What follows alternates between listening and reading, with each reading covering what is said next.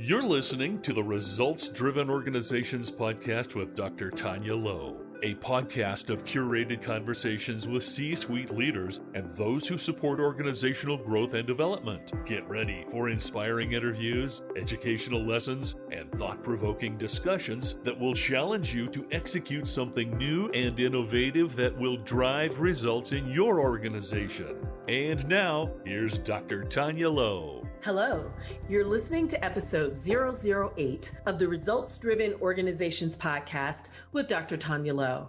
Using my results-driven philosophy of strategy, leadership, teams, and customer experiences, I help organizations develop their best kept secret, their human capital. In 2019, I released my second book, Results Driven Organizations, The 4 Keys for a High-Performance Workplace. This podcast is designed to expand the conversation with C-suite leaders and those who support organizational growth and development, and what it really takes to create, develop, and maintain results-driven organizations.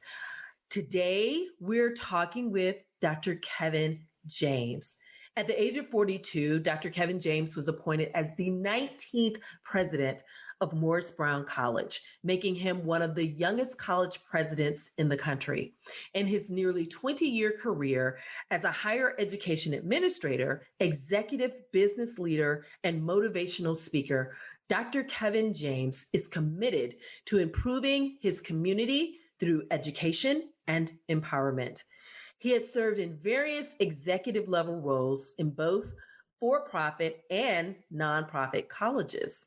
Prior to being appointed as president of Morris Brown College, Dr. James was interim CEO of the 100 Black Men of America Incorporated, a national and international organization where he oversaw the day-to-day operations, strategic planning, and external relations for the nonprofit organization's 10,000 members.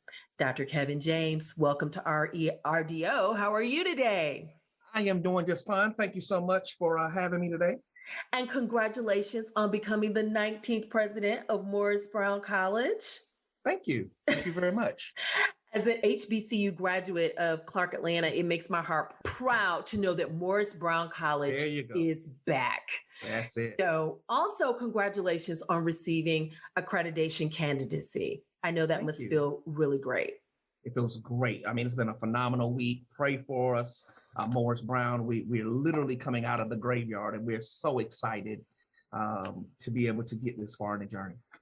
I know it's a huge deal, and it means a lot for the college. Have you taken a moment to soak it all in? How does it feel? It feels great. I have not taken a moment. I've literally done maybe 20 interviews this week and maybe 3 hours of sleep, in 7 days. But, it's good stress, but we're just happy, man. I'm telling you, the alumni, they're ecstatic. We just announced today that we're going to have in-person homecoming October 23rd. So we're going to be turned all the way up. And we're going to celebrate and have a great time. I mean, again, no one thought that we could do this. Yeah. And we're the first school in history, first Black college to ever come back 20 years after losing its accreditation. And so it's just something to be proud of. I tell people all the time, they're going to make a movie out of this, and I want Denzel or Will Smith to play me. All right. Absolutely. They say Denzel might be too old now, but I don't know. Well, I'm sure they can find somebody great to play you. I mean, yeah. So, I heard you. I saw you on the news, the segment on the news, and you said it's a new day for Morris Brown College, and I definitely agree. And it's a great day, and I contribute that just from being on the outside looking in my work around leadership is that it is to be contributed to leadership. And that's what we're going to talk about today. So I've shared your bio, and I'd love for you to share with our listeners about your journey to president, because, you've been in the news, you've done some amazing things. You didn't just wake up as, CEO of a college. There was a journey. So can you take us through that journey a little bit? Sure. Well, I guess I'll start by saying that in leadership, sometimes it takes a little while to develop your skill sets and to know exactly what it is that you want to do. When I graduated from high school, I had no idea what I was going to do with my life. I come from a family of educators. And so it was kind of like just a well-known thing that either you're going to go to college or go to the military. Mm-hmm. So I didn't want to go to the military. So I went to South Carolina State University. I enrolled at South Carolina State University. And even at South Carolina State, historical Black college, I didn't even know what I wanted to major in. And so I'm a musician. So I said, well, I guess I'll major in music. And so I attended a Black college. I was in South Carolina State University Marching 101 band. I was a music education major. And then when I got into the theory of music in some of my theory courses, I realized that I did not want to be a music educator. And I changed my major. I still didn't know what I wanted to do. And so I was looking through the catalog one day and I was like, man, what am I going to change my major to? And I just kind of picked a major, speech pathology. The only reason I picked it is because someone told me, hey, you talk really well. And so I said, okay, speech. And so I just can happenstance selected speech pathology. And I ended up transferring to Winthrop University. And so I graduated from Winthrop University with a degree in speech pathology communication disorders. Well, my uncle, I have an uncle who lives in Albany, Georgia, small town. Of course, you all have heard of Albany State University. Yep, that's my hometown. Yeah. And he lives in Albany. And I remember at family reunion, he said, Kevin, what are you going to do when you graduate? And I said, I have no idea. And he said, well, what about Albany, Georgia? It's a good place for you to get your start. I got an extra bedroom. Come out here and live with me. And I said, Unc, I'm going to hold you to that. And sure enough, I called him back and said, Unc, is that offer still on the table? He said, yeah, come on. And so I moved to Albany, Georgia. And it was in Albany back in 2001 that I got my first job as a teacher. Now, God pushed me into that because I didn't want to be a teacher. Mm-hmm. But I needed a job. And the only job that I could find was at Turner Job Corps teaching adult students. I was 22, I think, 21, 22, and my students were 17, 18. So my students looked just like me. Mm-hmm. And I was the youngest teacher at Turner Job Corps, and it was there at Turner Job Corps in Albany, Georgia, where I fell in love with working with adult students. And so at the time, I met Walter Kimbrough, who was the vice president of student affairs at Albany State. And I remember he told me, he said, I'm going to be one of the youngest college presidents in the country. I'm going to do it by age 35. And I was in awe of that. I was absolutely in awe of that. Yes. And I said, man, working with adult students at colleges and universities. And so my simplistic mindset of that was, okay, I love adult students. There's a college in every city in America. Maybe I'll try out higher education. And that's how I got into higher education. So I asked Dr. Kimbrough, I said, how do I become a higher education administrator / leader and work my way to a presidency? And he said, well, you got to go get your master's degree. And so I went and got my master's degree. Then he said, well, now you got to go get a doctorate degree. And so I was like, oh, man, more school. And then I started my doctoral program and finished my doctoral program. And then I started getting leadership positions in higher ed. And I just worked my way up from there. Mm-hmm. And that is how I ended up in higher education. And so I've served as a college professor. I was the director of student life at one point. I was a college dean.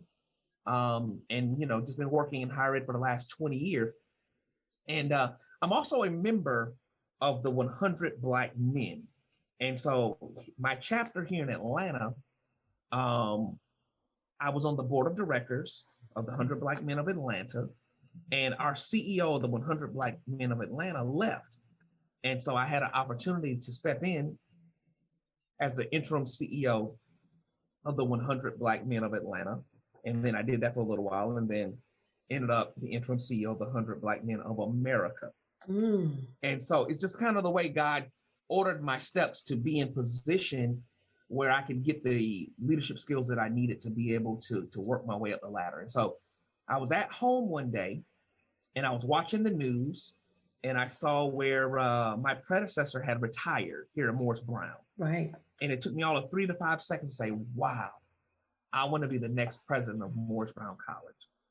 And I immediately picked up the phone and I called the 6th district of the AME church. We're AME.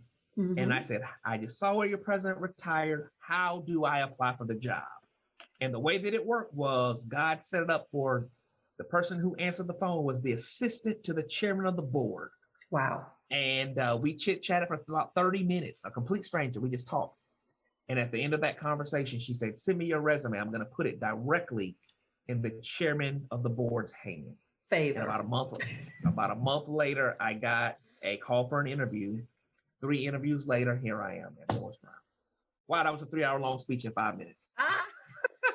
But you know, Dr. Kevin, that was it's an amazing story, right? And so what I hear from that is be open to opportunity. You were open to the opportunity that your uncle presented, you know, Absolutely. right when you were fresh out of college. You were open to the opportunities that Dr. Kimbrough said, well, hey, if this is where, okay, so you followed that path, and then you were open to the opportunity of really getting involved with the 100 Black men. Yes. And then when you saw an opportunity, so I believe that aspiring, if you're listening to this episode, guys, when you are a leader or you are an aspiring leader, you must be open to opportunity. You Absolutely. must be open to opportunity, because that is where the next door is going to open for you. So absolutely.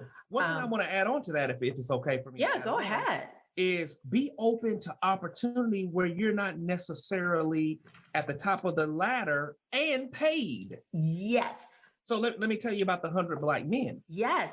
I will be I can say this bluntly, that my experience as a CEO of a national nonprofit helped me to get this position as the president of Morris Brown, even though, of course, I've been working in higher ed, I've been a professor, I've been a dean, but the 100 put me over because I'm now on a national platform as a CEO. Well, when the 100 Black Men is a volunteer organization. So when I first started in the 100, I'm just a member, volunteering to mentor youth. Yeah. And then working my way up through the ranks of the 100 Black Men, then an opportunity came where I could be the CEO of the 100 Black Men of Atlanta, and then the CEO of the 100 Black Men of America. And then that started out by me just volunteering as a servant, as a mentor organization. So be also open to opportunities where you can mentor and serve, where you're not necessarily at the top of the food ladder, at the food chain, and not necessarily potentially getting paid. I definitely co-sign all of that. I can remember as I was growing in my career, I did a lot of volunteer, a lot of things where I didn't get paid. But as I continued to move up, those same people that gave me an opportunity to volunteer or to be a non-paid intern, then they came around and hired you. Oh my God, we were sitting in meetings together, right? We ended up being in meetings together, sitting across from each other. And I'm like, oh my God, do you remember me? You were my mentor. So definitely being, I think that's a lesson that not only do we need to teach the young people coming up, but we also need to teach that in organizations, be willing to jump on an opportunity when it presents itself that may not give you what you think you should get in that moment, but it will always pay off. So you mentioned your uncle, you mentioned Dr. Kimbrough. Are there any other people who've helped you grow as a leader on your path to CEO, on your path to president? And what are the lessons that you learned from them that you still use today? Well, my number one influence, I would have to say, is my mother, of course. We always say mom. My mother is an educator. She retired. She's retired now, but she taught for 30 plus years. She was a school principal, a school superintendent. So a lot of who I am as an educator, even though I ran from education, came from her. So I would definitely say my mother. I've had other mentors, both in higher education as well as mentors, in the nonprofit realm and just mentors as, big brothers, maybe my fraternity brothers, things like that, Right. who have poured into me. One of the major components that I believe that I've gotten from, I guess a mixture of all of my mentors is this premise of seeing it through and never giving up. Mm-hmm. And never running from a challenge. People ask me all the time, every single day, it seems like, why in the world would you take an opportunity to be the president of Morris Brown? Don't you know that they're closed? Don't you know that that's impossible? Don't you know, that's never been done in history? One of the first things I did after I got the call for the interview to be the president of Morris Brown, I called my mentor, and she's one of the top researchers of HBCUs in the country. Mm-hmm. And I said, hey, listen, I got an interview to be the president of Morris Brown College. What do you think about that? And she paused for a second. She said, Morris Brown in Atlanta? And I was like, yeah. She says, well, Kevin, that's never been done before. And I said, what's never been done before? She says, no HBCU has ever come back 20 years after losing its accreditation. Are you sure about this? And I said, yes, I'm sure. And she says, if you're sure about this, I believe absolutely that you can do it. And I went into my first interview, guns blazing. I went in there and I said, not if you hire me, but when you hire me, this is what I'm going to do. Boom, boom, boom, boom, boom, boom. In my first interview, I did that. And I had a total of 3 interviews. In my first interview, when you hire me, I'm going to do this. I'm going to do this. I gave them exact steps. Right. So, people ask me all the time about why would I do this? And why would I go into something that it seemed so difficult? And it was very difficult. I mean, when you look at the trials and tribulations that Morris Brown has been through, I mean, listen to this list. $9.5 million to the United States Department of Education. We lost our accreditation in 2002. We went from 2,800 students to 50 students overnight, okay? $35 million bankruptcy. We lost 36 of our 42 acres of land. $4.2 million to the AME Church. My first day on the job, we were 6 paychecks behind, and we hadn't paid our bills in 14 months. We hadn't paid Georgia Power in 14 months, and I'm sitting in a building with lights on, but the lights were still on. Those aren't candles, those are lights. Those are lights. And people ask me about, is God real? I mean, man, I could prove to you that God saved Morris Brown. Yeah. Right. And so, we've gone through so much, but I don't run from a challenge, and you have to be very courageous to do something like this. And, I will say that with the help of God that we've been able to do this. And I look forward to getting us all the way there. I mean, the accreditation candidacy, I told my staff this week on the 13th of April, I said, we got our candidacy today. Today is everybody's first day on the job, including me. Today is my first day as the president, because this is just the beginning. This was just the key to walk into the house. And so that's where we are now. So we're just getting started. Wow. I think that it's a tremendous opportunity, and there's that word again, to take on something that looks like it can never be revived and then revive it. It happens in companies all the time. They bring in people to breathe life back into an organization. I think about Merck Chemical. They were at the heart of the Vioxx lawsuit some years ago, and they brought someone in as the new CEO, and he had a tremendous amount of rebuild to do, very similar to yourself. But what he said was that you never miss an opportunity to turn a crisis into something great. Yeah. And so I think about you when I think about that situation, because anything can be turned around with the right leadership. And I believe, I've been following you for a while and reading about you. And I believe that leadership, the right leadership, can turn any situation around. And now you will be a model, Dr. Kevin. So, It's interesting that you say that about being a model because what we've been able to do here at Morris Brown College, everyone is watching. My goal was to get some momentum when I came here, and people are now watching us as a result of what Morris Brown just did. Yeah. 3 closed HBCUs have contacted me to say, all right, we're now putting together our boards and our leaders to rebound, because if Morris Brown could do it, we can do it too.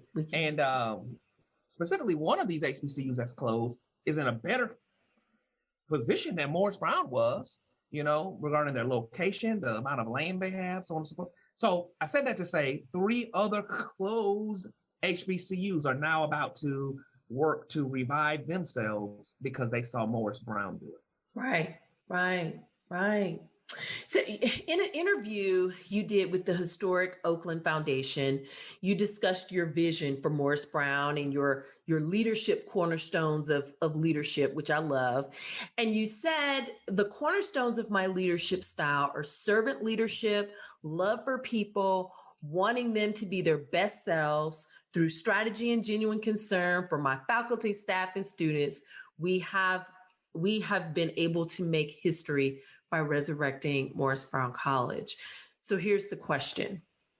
How do you operationalize this vision and model it for people to witness, pick it up, and run with it so that they can make their own personal touchdowns wherever they sit in the organization?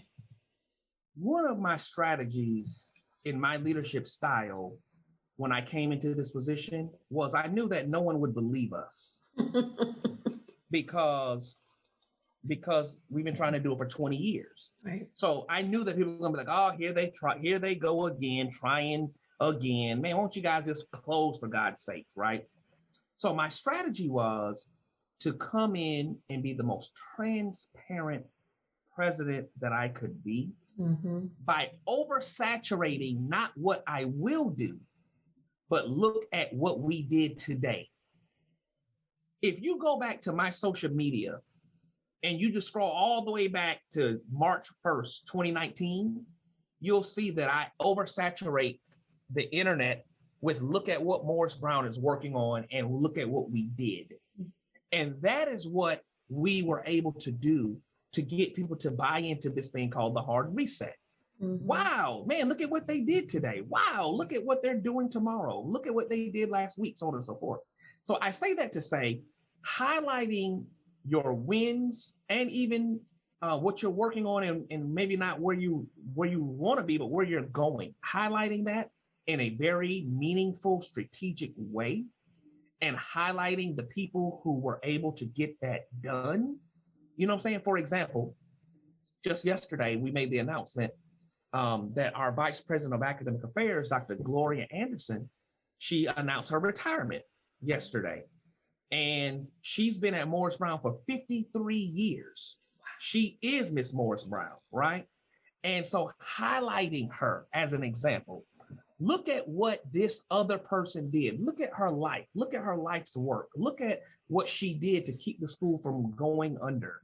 Look at what, her professional expertise is. She has 10 patents, so on and so forth. Like really highlighting and uplifting your people and showcasing them on a stage with a bright light flashed on them.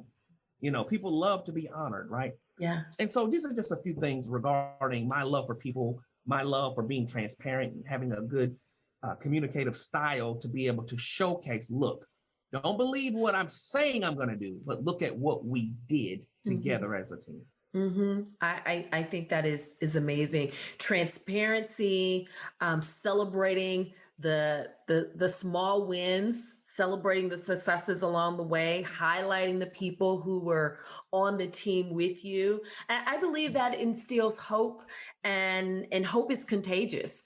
And so when you are creating a culture, Dr. Sam Chan talks about culture, organizational cultures, and that is more important than strategy. And when you're creating this this culture where people feel like they're a part of the culture. They want to shine. They will go anywhere with you if they know that it's a safe place to thrive and that we can do it together. So I love that. I love that. That is a part of your leadership style, and I do believe that many leaders should also buy into that. Speaking of that, Dr. Kevin, what do you believe is the biggest leadership challenge today in general in organizations? And that does include higher ed. But when you think about just leadership in general, what are some of the challenges that you believe exist today? Leading change management. People being resistant to change, and not only resistant to change, but resistant to change in a bad environment makes it even more difficult. So we're in a pandemic, right? When we first, I use an example. I love to use examples. When we first talked about expanding our online program here at Morris Brown, we were already going to do it, but they threw us in the deep end of the pool faster than we were anticipating because of the global pandemic. The global pandemic pushed us in and said, swim now, today, right? And so getting people to buy into that change, like, wait a minute, we're not ready for this.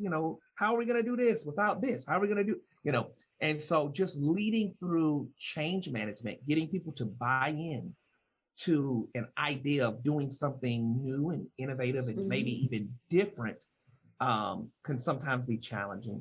And here's the thing of how I define the difference between a leader and a manager. You ready for it? I'm ready. A manager gets a group of people or a person to do what you ask them to do. That's good. So being a manager is good. You ask someone to do something and they do it.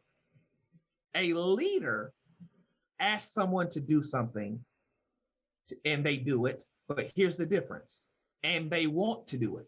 And they're inspired to do it based upon your directive. Yeah.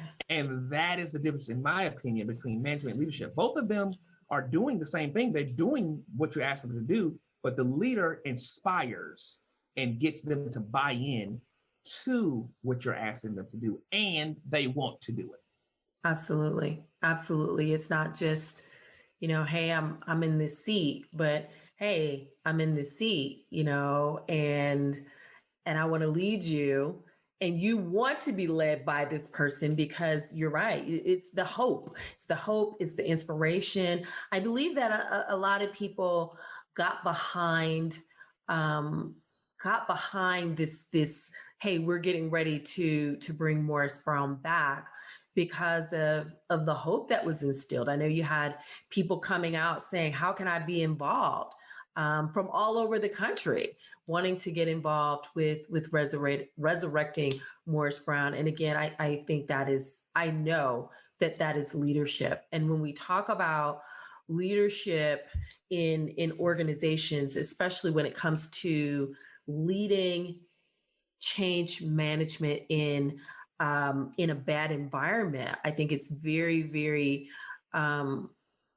it's very important for leaders to not only, bring their vision of where they want to go, but also being open to listen to the folks that are around you and get them involved as well. One of the things that I found is that people want to be involved some type of way. They want to help in some type of way, and to kind of shelter the burden of the leader to have to feel like I got to do it all by myself, but that it is a true team approach.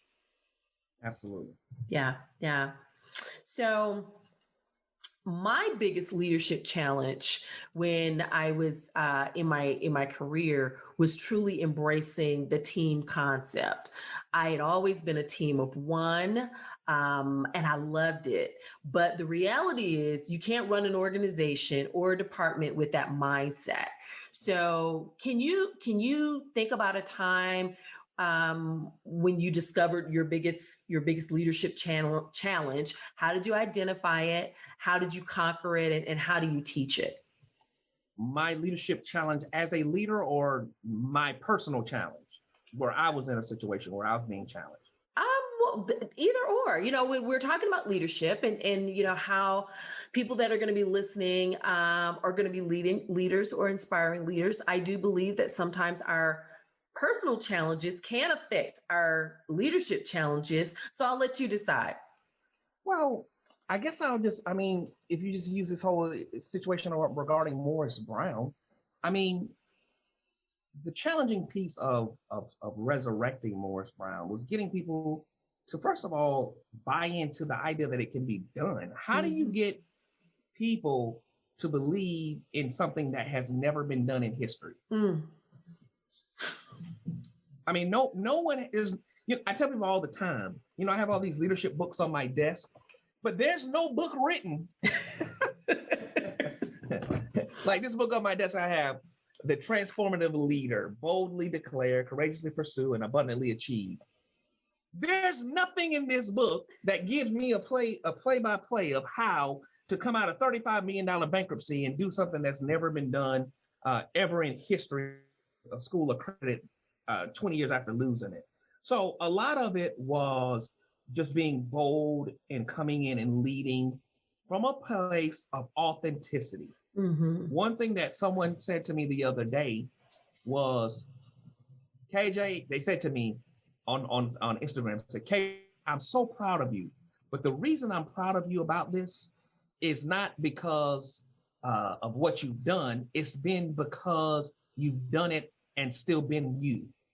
And you've done it like you're still KJ from Albany State, from Albany. Like, you're still KJ who, was stepping out on campus and, doing the Q dog step and the KK side step and doing this and riding motorcycles and out on your skateboard and doing all kind of crazy stuff. You're still KJ, right? Right. And just leading from a place of continuing to be your authentic self. And so for me, I've always been authentic. I asked the board in my first interview, I said, if you hire me or when you hire me, I would ask that you would allow me to lead and allow me to be myself and lead. And I'm so grateful that my board of trustees has allowed me to be myself and to lead as the president and CEO of Morris Brown College. So, just finding a place where you can be yourself and be authentic while at the same time being bold and looking history in the face and saying, well, yeah, I know it's never been done, but I'm up for the challenge. I'm up for the challenge. I know that it's going to be difficult, but I'm up for the challenge. What I'm saying? One of my most difficult, I use one last example. One of my most difficult things that I've done when I was in this role as president was something unexpected. Probably my 6th month on the job here at Morris Brown, the building caught on fire. And the building was destroyed from the water sprinklers coming on to put the fire out. Well, we didn't have any insurance. So here you got a building that was completely destroyed and everyone displaced, and we weren't ready for it. It was out of the blue. Still don't know how it happened. And the next day I come in, and not only am I looking at accreditation and governance and finance, raising money and all this stuff, now I don't have a building. What do you do in a situation where there literally is no answer? That'll be one of the chapters in my book. Yeah. Yeah. What do you do when there literally is no answer to a problem? And the answer or the synopsis of that chapter in that book will be find a way, figure it out. Yeah. And that's what we had to do. We put this building back together with our bare hands. Wow. And got people to donate of their time, their services to do it. The average person would have probably quit that day and said, I'm not doing this. And would not have been wrong to do it. Yeah. Because, it was a request that it was out of the norm. So, just being bold and being ready to face a challenge in the eye and say, look, I know this is almost impossible, but we're going to figure out a way to get it done Together. Yes. You mentioned authenticity, leading from a place of authenticity. April is Celebrate Diversity Month. The workplace is changing. It's no longer just black and white. It's LGBTQ, it's accessibility, it's religion, or maybe not. It's the new guard versus the old guard. Many organizations struggle with creating true, diverse, inclusive, and equitable organizations. What recommendations would you give those organizations on how they can create a culture of diversity and be more of an ally to, when it comes to diverse hiring and advanced opportunities overall, not just, black and white, but overall. And what does that look like at Morris Brown? Well, I would say when it comes to diversity, I would say the first step regarding wanting to have a diverse organization is being very intentional about it and saying, we're going to diversify this way. This is how we're going to get to a diverse population. So I love to use examples. For example, I said to myself that Morris Brown, we're a historically Black institution, but I want to diversify by heavily, strategically, purposefully going after the Hispanic population. So what did I do? I called the CEO of the Georgia Hispanic Chamber of Commerce. We've had 4 meetings so far. And I said, we want to be your official school of choice for the Hispanic community. Here are our degree programs. Here is how we're going to support the Hispanic community by diversifying this HBCU. My goal is for us to become a Hispanic serving institution. And I'm being very intentional about that on purpose, right?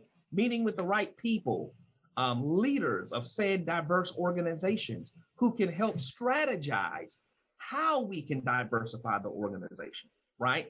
I mean, any organization that you can think of when you talk about diversity, they have it somewhere in that city, right? If you want to diversify with anything that you can think of, I mean, they have some kind of association, organization, some kind of Inc. .org, .inc, something that caters to that said organization. Meet with those leaders. Meet with individuals who can help to strategize how to do that. So I would say be very intentional about it, meeting with leaders who can help you to do that and to meet your goals of doing it. And that way you can actually put your heads together where it may be even advantageous, where you don't have to do a lot of the work to diversify. So when we go out to the Hispanic community, the Hispanic Chamber of Commerce is going to do a lot of the outreach and the marketing and all those things for us, right? And so, just being very intentional about it. Right. Intentionality is something that is a must when it comes to creating a diverse organization, or even just appreciating the diversity within an organization. And it takes those connections as well as educating. And again, I don't know if I mentioned this today, but creating safe spaces. So I really appreciate what you're doing around that. Dr. Kevin, what are you reading that we should be reading? Oh my goodness. So I got a few things here. The most recent book, and I just mentioned it, is The Transformative Leader, Boldly Declare, Courageous Pursue, and Abundantly Achieve the Extraordinary. I'm reading that right now. It's right here on my desk. Okay. And the foreword by Mike Martin and Amir Ghannad is the author. And so I'm reading this. Is a very, very good book. I'm halfway through it. And it is really just talking about leadership and how to be bold and courageous and how to meet obstacles head on. Awesome. Well, we've been chatting with Dr. Kevin James, 19th president of Morris Brown College. I hope you enjoyed this episode. Visit the show notes to see how to connect with Dr. James. Grab a copy of Results Driven Organizations, the 4 Keys to a High Performance Workplace, and our special gift for you for being a valued listener. Until next time. We hope you enjoyed this episode of Results Driven Organizations podcast with Dr. Taunya Lowe. Be sure to review the show notes for the resources mentioned, and don't forget to grab your free gift available at freegiftfromtanya.com. Until next time.